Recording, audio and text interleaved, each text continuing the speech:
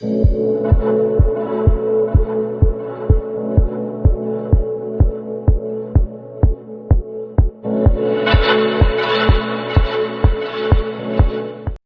are in front of the Helen Clay Frick mansion,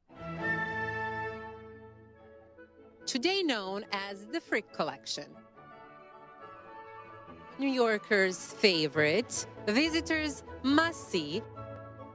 We're taking you inside on a special tour of this incredible art collection.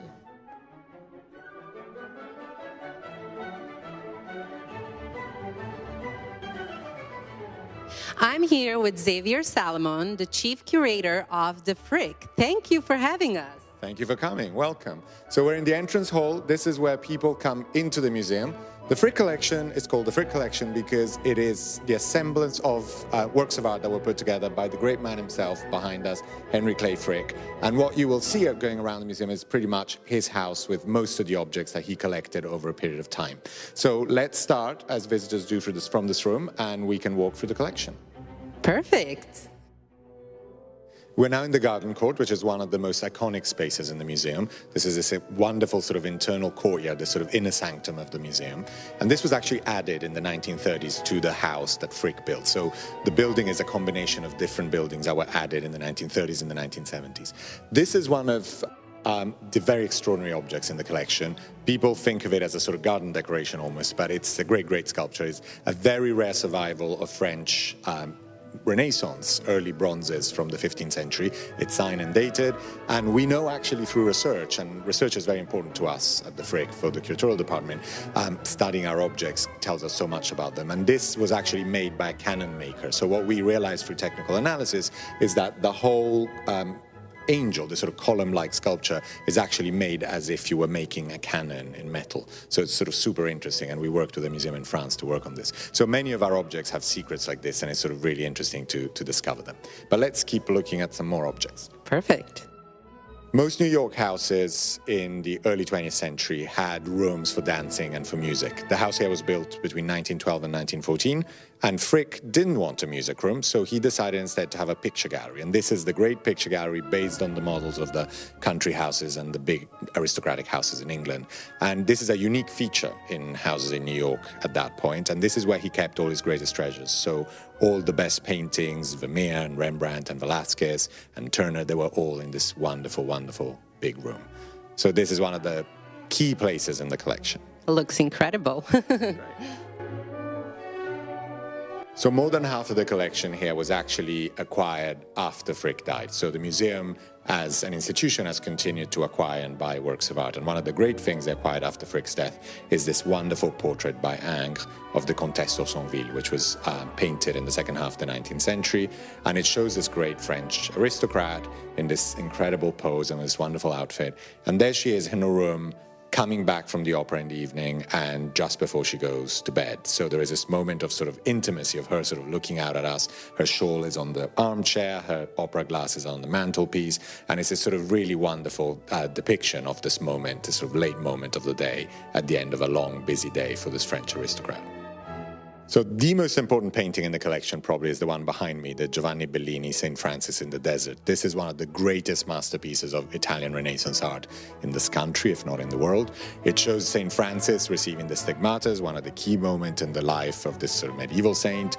But what the picture is really about is about the relationship between man and nature, and I think it's so important today to think about this. But it's a single human figure surrounded by the trees, the water, the light, the animals, the birds. It's a really wonderful painting, and people love to sort of stand in front of it and contemplate it for hours. And I love doing that as well when I'm here in the gallery. It's a great, great painting.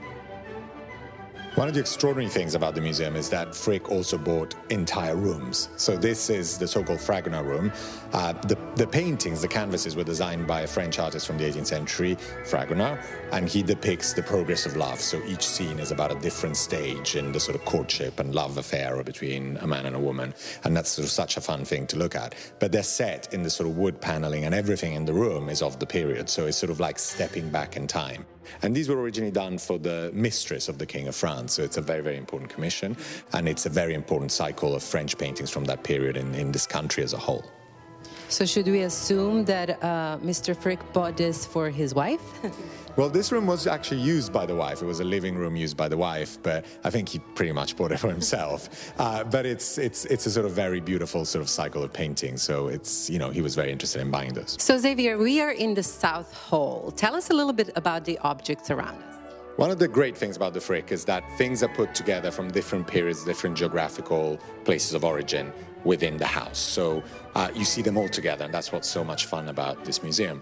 Here's one of our 3 Vermeers. Vermeer obviously didn't paint very much in his life. There are about 30 paintings altogether that he made. We have 3. We have a 10th of Vermeer's work. And this is sort of wonderful if you look at the light, the interaction between the figures, the map in the background. It's a really, really wonderful, beautiful picture. And it's probably my favorite of the 3 Vermeers. But it's incredible to see a Dutch 17th century painting next to a piece of furniture like this, which instead is from France and from the 18th century. And this is by Riesener, who was the great furniture maker in France at that time. And it's made for Marie Antoinette, the Queen of France. So it's a pretty great provenance. We have the commode, and then next to it on the other side, there's also the secrétaire. These pieces of furniture went as pairs.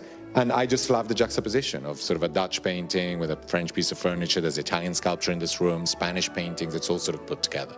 It's incredible how every piece has a beautiful story behind it. It's the fun of the museum. It's great to learn about the objects one by one.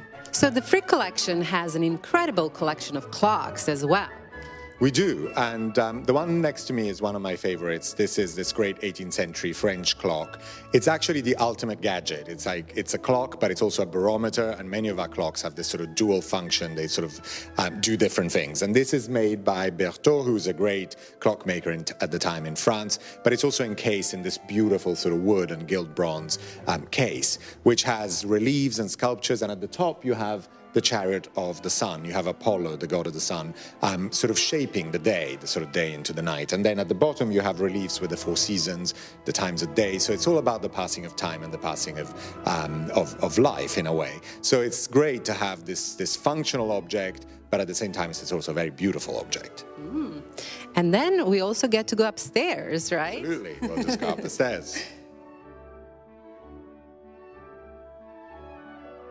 So we're now on the second floor. There was always a big difference between the first floor and the second floor. The first floor was more like apartments that were sort of open with this collection where the family would entertain, while upstairs was private apartments. So it was like the bedrooms, their sort of boudoirs and their studies and sort of more private spaces. And in fact, since the museum opened in 1935, these spaces have been used as offices. So it's a very big division between the 2 spaces. It's always worth remembering that there were 3 family members, Mr. Frick, his wife, and their daughter who lived here, but there were 27 servants, staff of the house that helped with the maintenance of the house on a day-to-day basis. Thank you for such a special tour. For those that want to come and visit the museum, what do they do? So just go on our website, frick.org. There's all the information about opening hours and our programming, and everything you want to know about the museum is there. Thank you for coming. Thank you.